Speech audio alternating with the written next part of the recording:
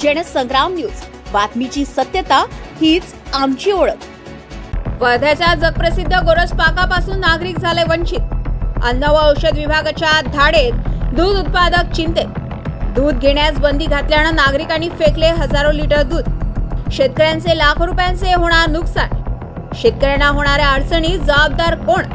आज दुपारी झालेल्या अन्न व औषध विभागाच्या धाडेने वर्ध्यासह जगप्रसिद्ध असलेल्या गोरस पाक तसेच गोरस भंडाच्या दुग्धजन्य पदार्थ प्रक्रियेवर आलेल्या बंदीने वर्ध्यातील गोरस भंडावर अवलंबून असणारे नागरिक व दूध उत्पादन करणाऱ्या शेतकऱ्यांवर मोठे संकट ओढवले।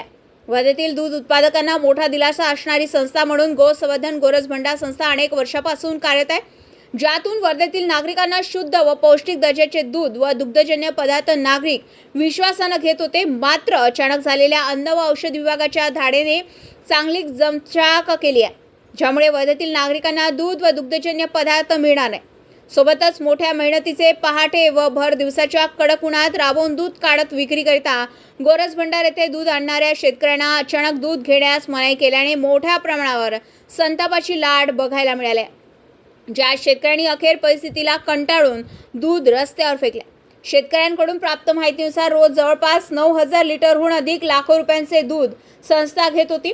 त्यात एकीकडे गायीच्या ढेप, चारा व दूध उत्पादनास लागणाऱ्या खर्चात वाढ झाली असून उन्हाळ्या दिवसांमध्ये दूध उत्पादन कठीण आहे आणि दुसरीकडे गोरस भंडारद्वारे दूध घेण्यास नकार दिल्यानं आत्महत्येशिवाय पर्याय नसल्याचं शेतकऱ्यांनी सांगितलं।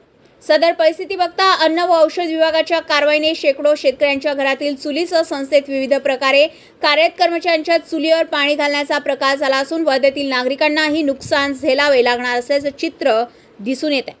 त्यामुळे शेतकरी, वर्ध्यातील नागरिक, संस्थेतील कर्मचारी यांच्या गंभीर प्रश्नांना पालकमंत्री पंकज भोयर गांभीर्याने लक्ष देतील का हे बघणे लक्षणीय ठरणार आहे। पलाश उमाटे, जनसंग्राम न्यूज, वर्धा।